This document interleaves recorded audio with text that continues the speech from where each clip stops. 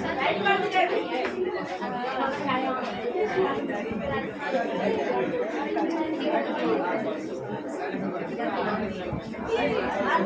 ध्यान दीजिए, थोड़ा एकदम ध्यान भाई 10 से 15 मिनट ईमानदारी सुनिए, मतलब समझ में आएगी बातें सुनिएगा तब से, अलग कीजिएगा तो नहीं समझ में आएगा। तो देखिए दोस्तों, नमस्कार साथियों, आप सभी को स्ट्राइट सन क्लास में तहे दिल से सबसे पहले स्वागत करता हूं। और आज हम देखने वाले हैं क्लास 10 का पॉलिटी चैप्टर नंबर 2 और चैप्टर का नाम है सत्ता में सरदारी की कार्य प्रणाली, जिसमें हमारा पार्ट 1 वीडियो होगा। तो आज का टॉपिक है शासन व्यवस्था। तो सबसे पहले यही जानते हैं कि शासन व्यवस्था जो है कितने भागों में बटा है। तो शासन व्यवस्था दो प्रकार का होता है, एक संघीय शासन होती है और एक एकात्मक शासन व्यवस्था होता है।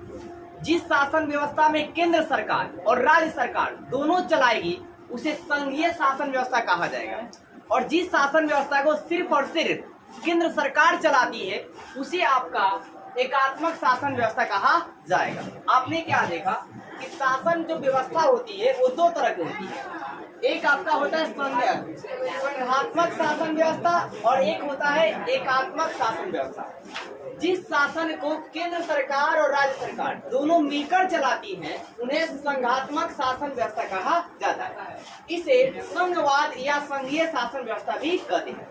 उदाहरण के लिए कि संघात्मक शासन व्यवस्था किस किस देश में चलाया जाता है, तो आपका भारत में चलता है। मतलब भारत में केंद्र सरकार और राज्य सरकार दोनों सहमति से चलाती है। अगर कोई नियम और कानून बनाना है तो वहाँ केंद्र सरकार भी अपना पक्ष देगी और राज्य सरकार भी पक्ष देगी, तब जाकर नियम और कानून बनेंगे।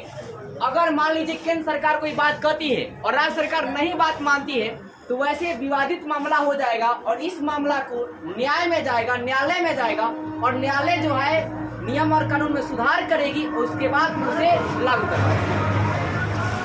तो आपको एकदम सिंपली सी बात यह रखना है कि संघात्मक शासन किसे कहा जाएगा। ये इंपॉर्टेंट भी आपका पूछा 2023 में भी है, 2 नंबर में भी पूछा है और 5 मार्क्स में पूछा है, दोनों में।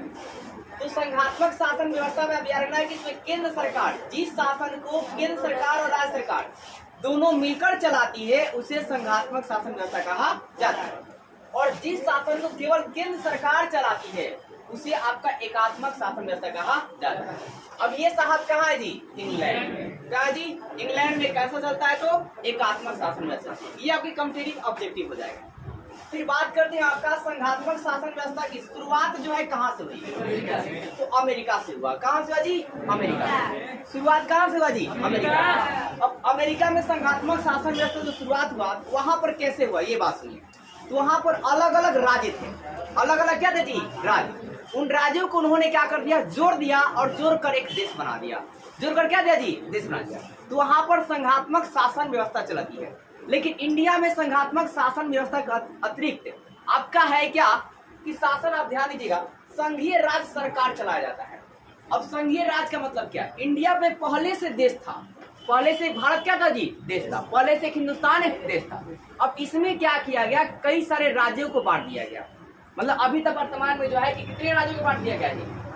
28 राज्यों में बांट दिया गया, और उस 28 राज्यों में एक लीडर बना दिया गया। क्या भाई साहब? Chief minister. मतलब राज्य क्या जी? मंत्री हो जाएंगे, मतलब मुख्यमंत्री कहा जाएगा। तो आपका है क्या? हम याद रखेंगे कि संघीय राज्य क्या होता है, तो देश को राज्यों में बांटकर चलाना।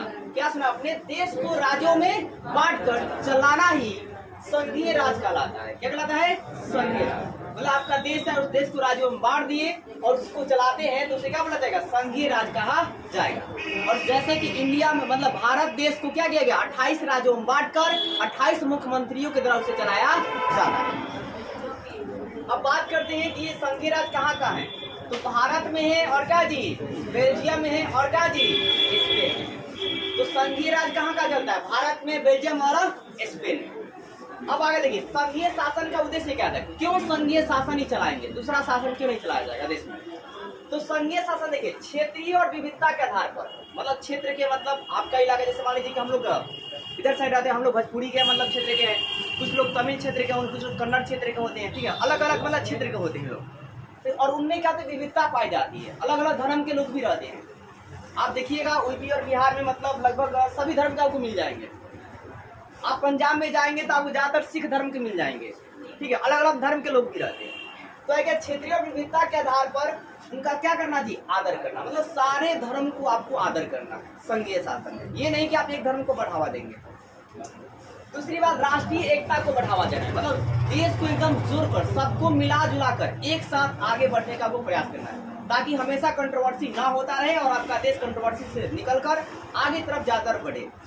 फिर तीसरी बात आपका है क्या कि सभी धर्मों को क्या चाहिए, सम्मान करना चाहिए, सभी धर्मों को आगे बढ़ने का मौका देना चाहिए। वो हिंदू धर्म हो, चाहे मुस्लिम धर्म हो, चाहे आपका सिख धर्म हो, चाहे बौद्ध धर्म हो, चाहे जैन धर्म हो, कोई भी धर्म हो, सारे धर्म, हर धर्म क्या है कि अपने आप में ही महान है, ठीक है। लेकिन आपका सांप्रदायिक हिंसा क्या कहती है, सांप्रदायिक हिंसा का ये कहता है कि एक धर्म दूसरे धर्म से सर्वश्रेष्ठ होता है। लेकिन सांप्रदायिक हिंसा क्या कहते हैं, वो राजनेताएं कहते हैं, लेकिन आप राजनेता नहीं, बल्कि एक स्टूडेंट है और स्टूडेंट के तहत भैया एक मतलब अच्छे मतलब क्या बोलते हैं नॉलेज वाला भी इंसान में रहेगा तो भी यही कहेगा कि आप उनको सांप्रदायिक हिंसा न कहकर आपके नजर में हर धर्म जो है समान होने चाहिए। हर धर्म अपने आप में क्या जी, महान है, हर धर्म की अपनी एक इतिहास है।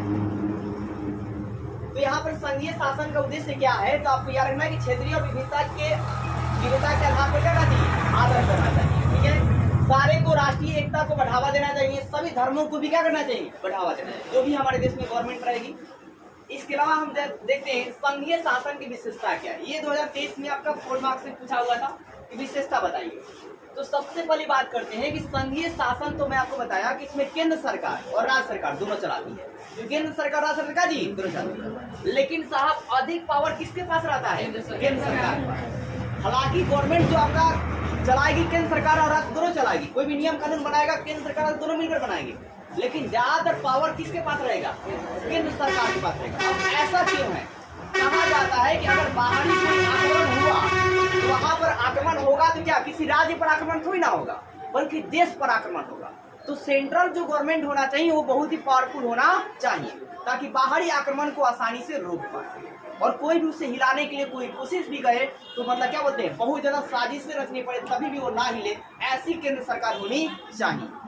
तो इसीलिए आपका है क्या, अधिक पावर जो है किसके पास होता है जी, केंद्र सरकार के पास होता है, और इससे थोड़ा कुछ पावर जो है राज्य सरकार को भी दिया जाता है। अब राज्य सरकार को पावर कहाँ दिया जाएगा, राज्य को चलाने के लिए अपने तरीके से। मतलब जैसे कि आप उदाहरण में लिख सकते हैं कि जैसे आपका अभी वर्तमान समय में केंद्र सरकार के जो चलाते हैं वो कौन है जी, नरेंद्र मोदी जी हैं, और फिर आपका राज्य सरकार हमारे बिहार राज्य में चलाने वाले कौन है जी, मुख्यमंत्री कौन है जी, नीतीश कुमार है, ठीक है। तो आप यही बात को नोट कर सकते हैं, मतलब यहाँ पे पॉइंट लिख सकते हैं कि जैसे कि हमारे केंद्र सरकार के मंत्री जो मेन मंत्री मुख्यमंत्री कौन है जी, प्रधानमंत्री कौन है, श्री नरेंद्र मोदी द्वारा चलाया जाता है, उनके द्वारा अनेकों नियम कानून पास किया जाता है। एक ही बार रात को नोटबंदी कर दी जाती है, ठीक है। इसी प्रकार आपके बिहार राज्य में मतलब अनेकों प्रकार के फंड तो पास किए जाते हैं, एक हाँ दारू बंद कर दिया जाता है, ठीक है। और इसके जो टैक्स जो मिलते हैं, मतलब उसके जो टैक्स मिलता था उस टैक्स को मतलब वंचित हो जाते हैं। देखिए अब हर चीज को तो लिखा ही है कि मतलब भाई साहब इसे पीजिएगा तो खराब, लेकिन वो बिक तो रहा है ना जी, दारू बंद तो हो गया लेकिन दारू क्या बिक नहीं रहा है, बहुत ज्यादा बिक रहा है और करप्शन के साथ बिक रहा है। और भी तो देखिए कुछ पावर राज्य सरकार को दिया जाता है राज्य क्या जी चलाने के लिए। अब जैसे में यहाँ पर जरूर लिखिएगा, ठीक है, केंद्र वाला और राज्य वाला, तब जाकर स्टोरी में तो अच्छा रहेगा। अब देखिए केंद्र सरकार और राज्य सरकार दोनों ही एक ही लोग पर शासन करते हैं। केंद्र सरकार आप ही पर नियम बनाती है और राज्य सरकार भी क्या करती है, आप ही नियम बनाती है। मान लीजिए देश पर पूरा नियम लागू हुआ तो पूरा आप पर लागू होगा नहीं होगा, और आप अपने राज्य में रहते हैं तो आप ही पर नियम लागू होगा। मतलब एक ही जनता एक ही है, उसी पर केंद्र सरकार भी नियम बना रही है और उसी पर क्या कर रही है जी राज्य सरकार भी नियम अपना बना रही है अपने अपने तौर तरीके। फिर बात करते हैं आपका है क्या कि नागरिकों को दोहरी पहचान है। अब संघीय शासन में क्या होता है कि नागरिकों का क्या होता है, दोहरा पहचान होता है, मतलब दो पहचान होता है। एक तो साहब जिस अपने वो क्षेत्र में रहता है उसका पहचान है, और दूसरा अपने वो जिस देश में रहता है वो पहचान है। जैसे वो अपने क्षेत्र का, जैसे हम या आप लोग कहाँ रहते हैं, बिहार राज्य में, तो हम लोग बिहार राज्य के रहने वाले हैं, भोजपुरी बोलने वाले हैं, ये हमारी पहचान है, आपकी पहचान है। और फिर हम लोग अपने देश के, मतलब हम लोग भारत के रहने वाले हैं।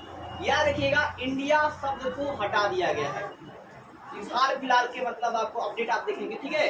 तो हर चीज में आपको मूवी का एक नाम भी इंडिया करके था, उसको भी संशोधन कर भारत रख दिया गया, ठीक है। और ये अच्छा भी एक तरह से है, ठीक है, ताकि आपके मतलब अंग्रेजों के जमाने से आप दूर हटिएगा। तो है कि अपने क्षेत्र के नाम जैसे क्या लिखेंगे आप, आप बिहार के रहने वाले हैं, ठीक है, तो बिहार लिखिएगा। फिर आप अपने देश के क्या जी, भारत यहाँ पर रखेंगे। मतलब आप कहेंगे संघीय शासन में नागरिकों की दोहरी पहचान होती है, मतलब दो पहचान होती है, एक अपने क्षेत्र का और एक अपने क्या जी, देश का। जैसे कोई बिहार का रहने वाला है तो बिहार क्षेत्र का है, ठीक है, और वो देश दूसरा पहचान क्या हुआ जी, उसका देश भारत। अब देखिए दोनों सरकार के सहमति से कोई क्या किया जाए, नियम पास किया जाए। जब केंद्र सरकार और राज्य सरकार कोई नियम बनाती है और दोनों सरकार सहमति दे देगा तभी जाकर वो नियम को लागू किया जाएगा, नहीं तो लागू नहीं किया जाएगा। अब मान लीजिए केंद्र सरकार को कोई नियम अच्छा लगता है लेकिन राज्य सरकार को नियम अच्छा नहीं लगता है, या ये भी हो सकता है कि राज्य सरकार ने अपना कुछ ब्यौरा तैयार किया और वो ब्यौरा जो है आपका केंद्र सरकार को अच्छा नहीं लग रहा है। जैसे अभी दिल्ली गवर्नमेंट में ही चलता है, जैसे मैक्सिमम दिल्ली गवर्नमेंट जो आपका मतलब नियम कुछ भी बनाती है तो राज्य सरकार को तो अच्छी लगती है और राज्य सरकार की जनता को भी अच्छा लगता है, लेकिन केंद्र सरकार को अच्छा नहीं लगता है। तो वहाँ पर डायरेक्टली जो आपका है क्या कि केंद्र सरकार हस्तक्षेप करता है, क्योंकि वो केंद्र शासित प्रदेश में आता है दिल्ली, इसलिए वहाँ पर ज्यादातर पावर जो चलेगा ना, हालांकि वहाँ पर केजरीवाल जी अगर रहेंगे लेकिन ज्यादातर पावर किसके पास रहेगा, तो आपके नरेंद्र मोदी के पास रहेगा। क्यों भाई साहब, क्योंकि केंद्र शासित प्रदेश है। जितने भी केंद्र शासित प्रदेश होते हैं और वहाँ आपातकालीन के मामलों में क्या होगा, हमेशा जो कार्रवाई करेगा वो केंद्र सरकार ही करेगी, राज्य सरकार नहीं करेगी। बिहार में भी अगर मान लीजिए बहुत बड़ा समस्या उत्पन्न हो जाता है और राज्य सरकार से अगर नहीं संभलाता है तो वहाँ पर केंद्र सरकार जो है आपका क्या एक्शन लेने के लिए राजी होगी। तो दोनों सरकार की सहमति से क्या किया जाएगा, नियम को पास किया जाता है, ठीक है। अगर मान लीजिए कि दोनों में विवाद हो जाए, क्या हो जाए, विवाद में आपने समझ लिया कि केंद्र अगर मान लिया जाए और राज्य आपका नहीं मान जाए, या राज्य मान जाता है नियम बनाने के लिए और केंद्र नहीं मानता, तो ऐसे में अब ये भी मैटर जिस प्रकार जनता के मैटर न्यायालय में जाता है उस प्रकार इनका ये मैटर कहाँ जाएगा जी, न्यायालय में। कहाँ जाएगा, न्यायालय। और न्यायालय में क्या जाएगा, न्यायालय दोनों बातों को देखेगा, दोनों के नियमों की जांच करेगा कि हाँ नियम दोनों के सही है कि नहीं है, किसके नियम सही है किसके नियम गलत है। उसके बाद अपने तरीका से अपने हिसाब से फिर जनताओं के फिर मतभेद को लेकर एक अच्छा तरीके से मॉडिफाई करके नियम को क्या करेगा, बनाएगा और उसके बाद फिर कहेगा केंद्र सरकार से भैया अब इसे लागू कर दीजिए। तो उम्मीद करता हूँ आपको वीडियो अच्छी लगी होगी और वीडियो को लाइक कीजिए और चैनल को सब्सक्राइब कीजिए।